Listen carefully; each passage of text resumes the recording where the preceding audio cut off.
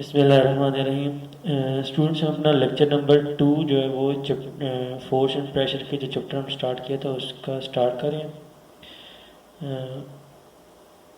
जब lecture number 2 start करने से पहले जो लेक्चर नंबर 1 के बारे में आपको कुछ ब्रीफ रिव्यू में दे देता हूँ। उसमें हमने जो बात की थी फोर्स के बारे में बात की थी कि फोर्स क्या होती है और प्रेशर का फोर्स से क्या लिंक है। तो फोर्स के बारे में बात की थी कि फोर्स एक टेंडेंसी है जो किसी भी चीज़ को मूव करने के लिए, स्टॉप करने के लिए, मूविंग बॉडी की डायरेक्शन चेंज करने के लिए और किसी चीज़ का साइज़ या शेप चेंज करने के लिए रिक्वायर होती है। अब उसका प्रेशर से क्या लिंक था वो हमने बात की थी कि प्रेशर जो है उसमें हम इस चीज़ को भी काउंट कर रहे होते हैं कि ये फोर्स जो हम अप्लाई कर रहे हैं ये कितने एरिया पर अप्लाई कर रहे हैं। कि जब हम फोर्स की सिंपल बात करते हैं तो फोर्स में हम एरिया को इन्वॉल्व नहीं करते, लेकिन जब हम फोर्स के साथ प्रेशर को डील करते हैं तो हम प्रेशर को की बात करते हुए साथ में एरिया को भी डिस्कस करते हैं कि कितने एरिया पर ये फोर्स अप्लाई हो रही है। तो हमने जो बात की थी वो ये कि प्रेशर की डेफिनेशन हमने डिस्कस की थी। प्रेशर का हमने मैथमेटिकल रिलेशनशिप देखा था, फिर हमने उसके बाद प्रेशर किन चीज़ों पर डिपेंड करता है ये चीज़ें देखी थी, प्रेशर की एग्जांपल्स देखी थी और एंड पे हमने उसकी यूनिट्स देखी थी। तो हम सीक्वेंस वाइज इन चीज़ों को दोबारा से एक दफ़ा देख लेते हैं। तो प्रेशर की डेफिनेशन क्या थी कि force acting normally on unit area of a surface of an object, कि वो फोर्स जो किसी भी ऑब्जेक्ट पर परपेंडिकुलर एक्ट करती है तो जितने यूनिट एरिया पर वो फोर्स अप्लाई करती है तो वो फिर प्रेशर कहलाता है। तो पहले का फार्मूला कितना क्या होता है, फोर्स ओवर एरिया या P is equal to F divided by A, क्योंकि हम प्रेशर को P से रिप्रेजेंट करते हैं, कैपिटल P से। प्रेशर किन चीज़ों पर डिपेंड करता है वो उसके फार्मूला से नज़र आ रहा है कि प्रेशर फोर्स पर डिपेंड करता है और एरिया पर डिपेंड करता है। कि अगर आप के पास दो ऑब्जेक्ट्स हों, लेट सपोज जिस तरह से इस एग्जांपल के अंदर यहाँ पर दिखाया हुआ है कि अगर आप इस ऑब्जेक्ट का एरिया ज़्यादा रखें और फिर फोर्स अप्लाई करें और उतनी ही फोर्स आप इसके एरिया को कम करके अप्लाई करें तो दोनों सूरतों में प्रेशर जो है वो एक इतना एक्ट नहीं होगा। जब आप एरिया ज़्यादा रखेंगे तो प्रेशर कम एक्ट होगा और जब आप एरिया कम रखेंगे तो प्रेशर ज़्यादा एक्ट होगा। और इसी तरह से अगर आप दो ऐसे ऑब्जेक्ट्स हों जिनका एरिया सेम हो, एरिया में कोई डिफरेंस ना हो, लेकिन आप एक दफ़ा ज़्यादा फोर्स अप्लाई करें और एक दफ़ा कम फोर्स, जब आप कम फोर्स अप्लाई करेंगे तो प्रेशर कम एग्जर्ट होगा, डेप्थ कम अटेन होगी, और जब आप ज़्यादा फोर्स अप्लाई करेंगे तो प्रेशर ज़्यादा एक्ट करेगा और डेप्थ जो है वो भी ज़्यादा अटेन होगी। तो इससे हमने कंक्लूड किया कि प्रेशर दो चीज़ों पर डिपेंड करता है, एक फोर्स और एक एरिया पर। फोर्स के साथ डायरेक्टली रिलेटेड है, फोर्स ज़्यादा रखेंगे तो प्रेशर ज़्यादा एक्ट करेगा, लेकिन एरिया के साथ इन्वर्सली है, जितना एरिया कम करेंगे प्रेशर उतना ज़्यादा एक्ट करने लग जाएगा। फिर हमने प्रेशर की यूनिट के बारे में डिस्कस किया था कि प्रेशर की यूनिट होती है न्यूटन पर मीटर स्क्वायर या पास्कल, और ये दोनों इक्विवेलेंट यूनिट्स हैं। 1 न्यूटन पर मीटर स्क्वायर 1 पास्कल के इक्विवेलेंट है, 10 न्यूटन पर मीटर स्क्वायर 10 पास्कल के इक्विवेलेंट होगा। फिर अब हम अपने लेक्चर नंबर 2 में इस एक्टिविटी से अपनी बात स्टार्ट करते हैं। इसमें वो कहता है कि अली का वेट है 500 न्यूटन और he is standing on the ground with an area 0.025 metre square under his feet, कि उसके फीट के नीचे जो एरिया आ रहा है वो 0.025 मीटर स्क्वायर है। तो वो फ्लोर के ऊपर अली कितना प्रेशर एक्सर्ट कर रहा है ये हमने फाइंड करना है। तो सिंपल हमने क्या यूज़ करना है, प्रेशर का formula force over area. Force की जगह पर हमने जो अली का वेट है, क्योंकि वेट और फोर्स इक्विवेलेंट टर्म्स होती हैं, तो अली का वेट हम यूज़ करेंगे 500 न्यूटन और एरिया हम जो गिवन था 0.025 मीटर स्क्वायर वो हम यूज़ करेंगे। तो हमारे पास प्रेशर आ जाएगा 20,000 न्यूटन पर मीटर स्क्वायर। नेक्स्ट वो क्वेश्चन पूछ रहा है कि अगर हम इस प्रेशर को किलो पास्कल में कन्वर्ट करें तो किलो पास्कल में, क्योंकि हमने अभी पढ़ा न्यूटन पर मीटर स्क्वायर पास्कल के इक्वलेंट होता है, तो 20,000 न्यूटन पर मीटर स्क्वायर 20,000 पास्कल के इक्वलेंट होगा। और अगर आपने इसको किलो पास्कल में करना है तो आपको उसको 1000 से डिवाइड करना होगा, क्योंकि किलो मीन 1000। अब ये एक और मिनी एक्सरसाइज है इस बारे में कि ये एक मेटालिक बॉक्स है और जो कि फ्लोर पे पड़ा हुआ है और इसका वेट है 3000 न्यूटन। इसका मतलब है कि ये कितनी फोर्स एक्सर्ट कर रहा है फ्लोर के ऊपर, 3000 न्यूटन। अब दो क्वेश्चन उसने हमसे पूछे हैं, वो ये कि what is the pressure exerted by the block lying in this position. इस पोजीशन में, जिस पोजीशन में ये भी पड़ा हुआ है, ये फ्लोर के ऊपर कितना प्रेशर एक्सर्ट कर रहा है ये ब्लॉक। तो इसमें हमने क्या करना है कि वही फार्मूला जब हमने ऊपर पढ़ा था, pressure is equal to force over area. तो फोर्स की जगह पर हम ये इसकी वेट की वैल्यू यूज़ करेंगे 3000 न्यूटन, और एरिया के लिए हम इसका जो इसकी ये लेंथ है और ये इसकी वेट्स है, क्योंकि ये तो इसकी हाइट है, तो जो इसका बेस एरिया निकलेगा वो इसकी लेंथ और विड्थ से निकलेगा, लेंथ इनटू विड्थ के फार्मूला से। तो 0.8 metre multiply by 0.3 metre multiply करेंगे तो हमारे पास उसका एरिया आ जाएगा 0.024 मीटर। तो 0.24 मीटर स्क्वायर। तो और फिर हम उस एरिया को डिवाइड करेंगे 3000 न्यूटन से, तो हमारे पास उसका प्रेशर आ जाएगा कि वो प्रेशर जो है कितना एग्जर्ट हो रहा है इस कंडीशन में, जिस कंडीशन में भी ये ब्लॉक पड़ा हुआ। सेकंड क्वेश्चन उसने हमसे पूछा है कि अगर ये बॉक्स इस तरह से प्लेस किया जाए कि इसका जो स्मॉलर फेस है वो बॉटम पर हो, वो फ्लोर के साथ इन कांटेक्ट हो, तो फिर कितना प्रेशर होगा। तो फिर इसका अब हमने अगर देखें तो बॉक्स के कितने फेस होते हैं, बॉक्स के 6 फेस होते हैं। एक ये ऊपर का फेस है, वैसा ही फेस नीचे होगा, और ये तो फेस सबसे बड़ा है। फिर उसके बाद जो फेस है वो ये सामने वाला है, फ्रंट वाला, और बैक एंड के ऊपर भी वैसे ही फेस होगा। और फिर उसके बाद जो बाकी के 2 फेस हैं वो एक ये इस साइड का है और वैसा ही फेस इस साइड पर भी होगा। तो ये वाला फेस जो है ये सबसे छोटा है कि अगर हम इसको जो है वो फ्लोर के ऊपर लाए करें तो उस सूरत में जो प्रेशर फाइंड करना है हमने वो हम निकालेंगे फिर। तो अगर हम इसको फ्लोर पे लाया करें तो इसका बेस एरिया कितना बनेगा, तो इसकी ये साइड होगी 0.3 मीटर, जबकि जो इसकी वर्टिकल जो कि हाइट थी वो उस टाइम उसकी विड्थ बन जाएगी और ये वाली उसकी लेंथ बन जाएगी। तो 0.3 को 0.2 से मल्टीप्लाई करेंगे 0.06 मीटर स्क्वायर उसका एरिया आएगा। और फोर्स हमने वही चीज़ न्यूटन यूज़ करनी है, तो pressure is equal to force over area से हम अगेन जो है वो प्रेशर फाइंड कर लेंगे। लेकिन आप नोट डाउन करेंगे कि दोनों के आंसर सेम नहीं आएंगे, दोनों का आंसर सेम नहीं आ रहे। इवन आपने वेट तो दोनों कंडीशन में सेम प्लेस किया था 3000 न्यूटन, तो फिर आंसर डिफरेंट क्यों आ रहे हैं? क्यों? क्योंकि एरिया डिफरेंट आपने यूज़ किया। तो इसका मतलब है कि प्रेशर जो है वो एरिया पर डिपेंड करता है। एरिया चेंज करेंगे तो सेम ऑब्जेक्ट जो है वो डिफरेंट प्रेशर एक्सर्ट करेगा। अब नेक्स्ट टॉपिक जो हमने डिस्कस करना है वो है वाटर प्रेशर। लेकिन वाटर प्रेशर को डिस्कस करने से पहले को ये बताना चाहता हूँ कि जो प्रेशर होता है ये सॉलिड्स पर भी अप्लाई होता है, लिक्विड में भी अप्लाई होता है और गैसेस पर भी अप्लाई होता है। अब सॉलिड्स में कहाँ पर अप्लाई होता है तो उसकी बहुत सारी एग्जांपल्स हैं। फॉर एग्जांपल मैंने पहले आपको एग्जांपल दी थी थंब पेन की, कि अगर आप नोटिस बोर्ड पर उसको जो है वो इंसर्ट करते हैं तो ऑब्वियसली आप एक सॉलिड ऑब्जेक्ट के ऊपर प्रेशर एक्सर्ट कर रहे थे। इसके अलावा फॉर एग्जांपल आप जो है वो नाइफ़ के ज़रिए से किसी एप्पल को कट डाउन करते हैं तो वहाँ पर भी आप एक सॉलिड ऑब्जेक्ट के ऊपर प्रेशर अप्लाई कर रहे होते हैं। नाइफ़ भी सॉलिड है, आगे एप्पल भी सॉलिड है। और लिक्विड में प्रेशर कहाँ अप्लाई होता है? फॉर एग्जांपल जो आपके पास व्हीकल के अंदर आप ब्रेक लगाते हैं तो ब्रेक के जब आप लगाते हैं तो वहाँ पर एक ब्रेक ऑयल होता है जो वहाँ के पाइप्स के अंदर मूव करता है, तो प्रेशर जो है वो ट्रांसमिट करता है। तो वहाँ पर लिक्विड में प्रेशर जो है वो एक्ट कर रहा होता है।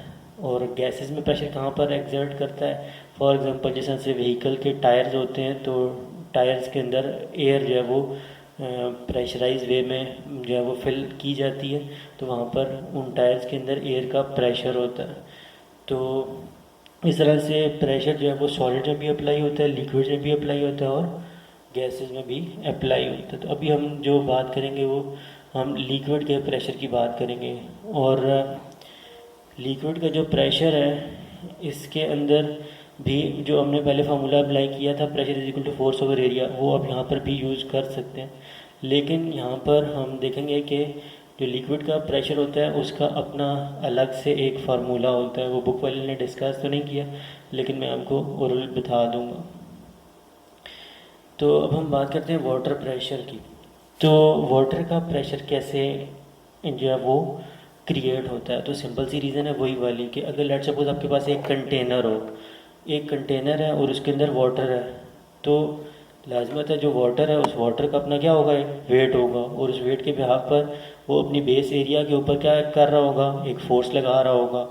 और जब वहाँ पर एरिया भी है और वो फोर्स भी वाटर एक्ट कर रहा है, तो उस वजह से वाटर का एक प्रेशर क्रिएट होगा। तो लेकिन ये जो प्रेशर होता है लिक्विड का, इसके बारे में जो मेन या स्पेसिफिक बात है वो ये कि ये प्रेशर हर जगह पर एक जितना नहीं होता। ये प्रेशर जितनी डेप्थ ज़्यादा होती है उतना प्रेशर भी ज़्यादा होता है। और ये कॉमन सी बात है, लेकिन मैं आपको बता दूं कि ये डेप्थ जो मेजर होती है हमेशा ऊपर से नीचे की तरफ मेजर होती है, नीचे से ऊपर की तरफ मेजर नहीं होती। जो नीचे से ऊपर मेजर होती है उसको कहते हैं हाइट। हाइट और चीज़ होती है, डेप्थ और चीज़ होती है। डेप्थ हमेशा जो है वो टॉप से बॉटम की तरफ मेजर होती है, मतलब ये जो नीचे वाला होल है इसकी डेप्थ ज़्यादा है, इसकी डेप्थ कम है और इसकी डेप्थ सबसे कम है। तो जितनी डेप्थ ज़्यादा होती है उतना उसके ऊपर वाटर भी ज़्यादा होता है, उतना उस वाटर का वेट भी ज़्यादा होता है, और फिर उस वेट के बिहाफ पर वो वाटर वहाँ पर ज़्यादा प्रेशर क्रिएट करता है। और जो जहाँ पर डेप्थ कम होती है उसके ऊपर वाटर कम होता है, वो उस वाटर का वेट कम होता है, उस कम वेट के बिहाफ पर वो कम प्रेशर जो है वो वाटर क्रिएट कर पाता है। तो यहाँ से नज़र आ रहा है कि इस नीचे वाले होल पर वाटर का प्रेशर सबसे ज़्यादा है और यहाँ पर वाटर का प्रेशर कम है। तो जो एक और पॉइंट है वो यहाँ पर ये कि लिक्विड डिफरेंट्स होते हैं जिनका जो है वो हर लिक्विड का अपना एक प्रेशर होता है, लेकिन अगर आप वाटर के प्रेशर की बात करें तो उस लिक्विड प्रेशर को हम स्पेसिफिकली हाइड्रोस्टैटिक प्रेशर कहते हैं। Hydro mean water. और फिर इसके बाद ये जो प्रेशर होता है हाइड्रोस्टैटिक प्रेशर, ये हमेशा मतलब जब भी हम इस चीज़ को नोट करते हैं तो कंटेनर के अंदर से जब भी वाटर इजेक्ट होता है, तो जिस पॉइंट से इजेक्ट होता है वहाँ पर अगर आप उसको नोट डाउन करें तो वहाँ से वो बिल्कुल परपेंडिकुलर निकलता है at an angle of 90 degree. Right angle पर वो वाटर निकलता है। आगे जाके उसका एंगल क्या बनता है, वो किस डायरेक्शन में जाता है उसके बारे में हम बात नहीं कर रहे। जहाँ पर वो इजेक्ट होता है तो पॉइंट ऑफ इजेक्शन के ऊपर वो बिल्कुल परपेंडिकुलरली निकलता है। तो इसलिए ये एक रूल है कि जो हाइड्रोस्टैटिक प्रेशर होता है वो सरफेस के ऊपर, सरफेस ऑफ द कंटेनर के ऊपर बिल्कुल परपेंडिकुलरली एक्ट करता है। यहाँ पर आपकी बुक में भी मेंशन हुआ है ये चीज़। This shows that hydrostatic pressure always acts perpendicular to the surface. और ये एक और अच्छी इन्फॉर्मेशन है जहाँ से आपको ये चीज़ क्लियर हो सकती है। ये डैम जो होते हैं जहाँ पर वाटर का काफ़ी बड़ा रिजर्वायर होता है, तो वो जो डैम की वॉल्स होती हैं वो वॉल्स हमारे घरों के अंदर जो जिस तरह की रूम्स वगैरह की वॉल्स होती हैं उस तरह की वॉल्स नहीं होती। तो खैर आपने देखा होगा कि डैम की जो वॉल्स होती हैं वो होती भी काफ़ी बड़ी बड़ी हैं, बहुत ह्यूज साइज़ की होती हैं। तो लेकिन ये कि वो वॉल जो है वो डेप्थ वाली प्लेस के ऊपर उनकी विड्थ काफ़ी ज़्यादा होती है, और जहाँ पर डेप्थ कम हो जाती है वहाँ पर उनकी जो विड्थ होती है वो कम हो जाती है। तो उसकी रीज़न वही है क्योंकि डेप्थ के अंदर जो है वो लिक्विड का प्रेशर ज़्यादा क्रिएट होता है, ज़्यादा एक्सर्ट होता है, तो वहाँ से वाटर जो है वो ज़्यादा पुश करता है अपने आप को निकालने के लिए। तो और जहाँ पर डेप्थ कम होती है वहाँ पर वो वाटर इतनी ज़्यादा एफर्ट नहीं कर पाता अपने आप को निकलने के लिए। अब जो नेक्स्ट चीज़ है वो ये कि अगर कोई कंटेनर हर तरफ से क्लोज हो तो वहाँ पर लिक्विड का प्रेशर किस तरह से एक्ट करता है इसको हमने देखना है अब। और इसके बारे में एक बहुत इंपॉर्टेंट लॉ है जिसको हम कहते हैं पास्कल्स लॉ, उसको भी हमने इसी के साथ डिस्कस करना है। तो liquid pressure in closed container exert the liquid or a fluid filled in a closed container exert pressure equally in all direction। कि वो लिक्विड जो किसी कंटेनर में, कौन सा कंटेनर जो क्लोज हो, हर तरफ से बंद हो, तो उसमें हर डायरेक्शन में इक्वली एक्ट करता है, इक्वली ट्रांसमिट होता है। कि अगर लेट सपोज ये कंटेनर है जो कि हर तरफ से बंद है, अब यहाँ से आप बाहर से इसके ऊपर प्रेशर एक्सर्ट कर रहे हैं, तो ये जो प्रेशर इसके ऊपर जो बाहर से आपने एग्जर्ट किया, एक तो प्रेशर पहले से था जो लिक्विड का अपना प्रेशर होता है जो उसके वेट के बिहाफ पर होता है, जिसके बारे में हम पहले बात कर चुके हैं कि जहाँ पर उसकी डेप्थ ज़्यादा होती है वहाँ पे वो प्रेशर ज़्यादा होता है, जहाँ पे डेप्थ कम होती है वहाँ पे प्रेशर कम होता है। लेकिन अभी हम कौन से प्रेशर की बात कर रहे हैं, जो हम खुद से बाहर से ट्रांसमिट कर रहे हैं, बाहर से खुद से दे रहे हैं, ना कि लिक्विड का अपना प्रेशर। तो ये जो हम बाहर से ट्रांसमिट करते हैं प्रेशर किसके ऊपर, एक ऐसे लिक्विड में जो किसी क्लोज कंटेनर के अंदर होता है, तो वो जो बाहर से ट्रांसमिटेड प्रेशर होता है वो हर डायरेक्शन में इक्वली ट्रांसमिट होता है, वो डेप्थ पे डिपेंड नहीं करता फिर, कि वो ये नहीं कि जिस जगह पे डेप्थ ज़्यादा है तो वहाँ पे ज़्यादा जाएगा, वो हर जगह पर एक जितना होगा। कि अगर हम इस प्रेशर की बात ना करें जो प्रेशर उसके अपने अंदर था, तो वो ऑब्वियसली डेप्थ वाली जगह पे ज़्यादा होगा और जहाँ डेप्थ कम है वहाँ पे कम होगा। लेकिन ये वाला प्रेशर जो हम बाहर से एग्जर्ट कर रहे हैं, ये अगर लेट सपोज 5 पास्कल का प्रेशर हमने एग्जर्ट किया, तो यहाँ पर भी 5 पास्कल ट्रांसमिट होगा, मतलब यहाँ पे पहले भी कोई प्रेशर होगा, लेकिन यहाँ पर जो एक्स्ट्रा प्रेशर ऐड हो जाएगा या इंक्रीज इन प्रेशर हो चुका होगा या ट्रांसमिट जो वहाँ से हुआ है, वो प्रेशर अभी यहाँ पर भी 5 पास्कल होगा, इधर भी 5 होगा, इधर भी 5 होगा, इधर भी 5 होगा, इधर हर जगह पर वो 5 पास्कल प्रेशर, इन बिटवीन भी हर जगह पर 5 पास्कल प्रेशर ट्रांसमिट हो जाएगा जब वहाँ से हम 5 पास्कल का प्रेशर लगाएंगे या एग्जर्ट करते हैं। तो इसी को कहते हैं पास्कल्स लॉ। तो यहाँ पर उसकी बारे में मेंशन हुआ है, we observe from this activity pressure is exerted on a fluid enclose in a vessel, vessel कहते हैं किसी भी कंटेनर या बर्तन को, is transmitted equally in all direction, वो हर डायरेक्शन में इक्वली ट्रांसमिट होता है। तो ये फर्स्ट टाइम पास्कल्स ने ये बात जो है वो डिस्कवर की थी, तो उसमें यहाँ पर इसको पास्कल्स लॉ के नाम से जाना जाता है। तो लेकिन ये बात ध्यान में होनी चाहिए कि ये वो कंटेनर जो है वो क्लोज होना चाहिए, हर एंड से वो बंद होना चाहिए। और दूसरी बात जो आपको बताइए वो ये कि ये जो प्रेशर है ये वो प्रेशर है जो हम बाहर से लगा रहे हैं, ना कि उस लिक्विड का अपना प्रेशर। तब branch of science which deal with the transmission of fluid pressure through pipes or the source of mechanical force is called hydraulics। तो जिस वो साइंस की वो ब्रांच जिसके अंदर हम जो है वो उस प्रेशर को डील करते हैं जो लिक्विड के थ्रू ट्रांसमिशन से ट्रांसमिट हो रहा होता है, तो उसको हम हाइड्रोलिक्स कहते हैं। उन सिस्टम्स को हाइड्रोलिक मशीन्स कहा जाता है। तो उनमें से आपके पास जो बुक में डिस्कस हुई हैं वो 3 सिस्टम्स जो हैं वो यहाँ पर डिस्कस हुए हुए हैं। एक को जिस तरह से अब यहाँ पर हमारे पास है एक ये फर्स्ट सिस्टम है जो किसी भी चीज़ को लिफ्ट अप करने के लिए भी इस्तेमाल होता है, और इसको कहा जाता है हाइड्रोलिक प्रेस। क्योंकि नॉर्मली जो इस तरह की फैक्ट्रीज या इंडस्ट्रीज़ होती हैं जहाँ पे कॉटन बेल्स होती हैं, रुई होती है इस तरह से, तो अब वो रुई को जब उन्होंने एक जगह से दूसरी जगह ट्रांसमिट करना होता है तो उसको वो कंप्रेस करते हैं, प्रेस करते हैं, ताकि जो है वो उनको बहुत ज़्यादा व्हीकल्स हायर करने की ज़रूरत ना पड़े और कम ही व्हीकल्स के ऊपर बहुत ज़्यादा जो है वो कॉटन जो है वो ट्रांसमिट कर सके, जगह दूसरी जगह पर जो है वो भेजा जा सके। तो उसको उन्होंने जो है वो कंप्रेस करना होता है, तो उसको कंप्रेस करने के लिए जो है वो ये हाइड्रोलिक प्रेस मशीन यूज़ की जाती है।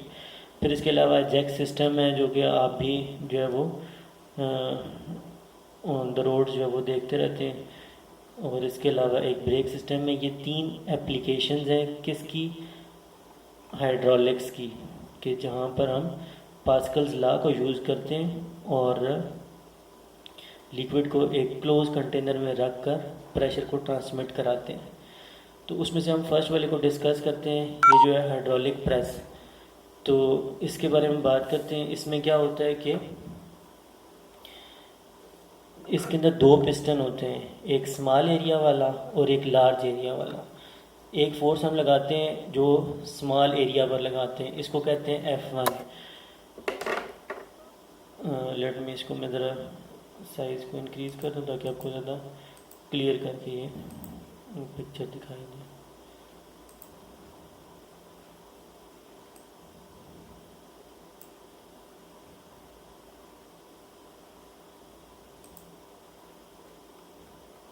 तो ये इसके अंदर स्मॉल एरिया जिस पे फोर्स लग रही है F1, और ये इसका बड़ा एरिया है A2 जिस पे फोर्स लग रही है F2। स्मॉल एरिया A1 है जिस पे फोर्स F1 लग रही है। कैपिटल पिस्टन जो बड़ा पिस्टन है उसका एरिया A2 है और उस पर फोर्स जो लग रही है वो F2 है। एक्चुअली जो हम फोर्स लगा रहे हैं वो कौन सी होती है, वो F1 होती है। जो फोर्स हम रिसीव करते हैं वो F2 होती है। तो अब होता क्या है कि ये जो फोर्स हम रिसीव करते हैं ये काफ़ी ज़्यादा होती है एज़ कम्पेयर टू उस फोर्स के जो कि हम अप्लाई करते हैं। मतलब F1 की निस्बत F2 हमें काफ़ी ज़्यादा मिल जाती है। F1 हम थोड़ी सी लगाते हैं और वहाँ पर हमें मैनी टाइम्स जो है वो बड़ी फोर्स मिल जाती है। तो ऐसा क्यों होता है? तो उसकी सिंपल सी रीज़न है कि अभी हमने बात की कि अगर कोई कंटेनर क्लोज हो तो जितना प्रेशर हम एक्सर्ट करते हैं उतना ही प्रेशर वहाँ से हम दूसरे एंड से हमें ट्रांसमिटेड हो जाता है, वो मिल जाता है हमें। तो अब यहाँ पर एरिया क्या था, कम। तो जब एरिया कम है तो जो हम थोड़ी सी भी फोर्स लगाएंगे उसकी वजह से प्रेशर काफ़ी बड़ा क्रिएट हो जाएगा, काफ़ी ज़्यादा प्रेशर हमें रिसीव होगा, ये हम ट्रांसमिट कर पाएंगे। तो जितना प्रेशर भी हम ट्रांसमिट कर पाएंगे वो उतना ही काफ़ी बड़ा प्रेशर फिर आगे की तरफ ट्रांसमिट होगा। और जब वो आगे की तरफ ट्रांसमिट होगा तो अब यहाँ पर एरिया ज़्यादा है, तो एरिया ज़्यादा है तो अब क्या होगा, तो लाजमत प्रेशर में तो चेंज नहीं होना, क्योंकि पास्कल लॉ यही है कि जितना प्रेशर आप लगाएंगे उतना ही इक्वली ट्रांसमिट होगा।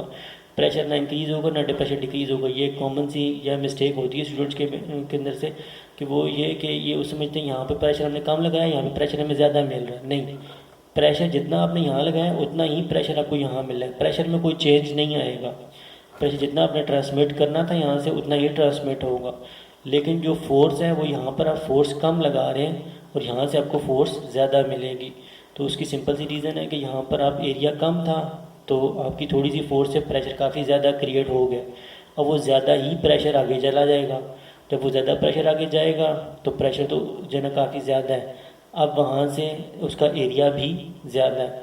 तो अब अगर आप प्रेशर का फार्मूला है pressure is equal to force over area, अगर वहाँ से आप फोर्स को डील करें तो फोर्स की जो इक्वेशन बनेगी वो मिलेगी प्रेशर मल्टीप्लाई बाय एरिया।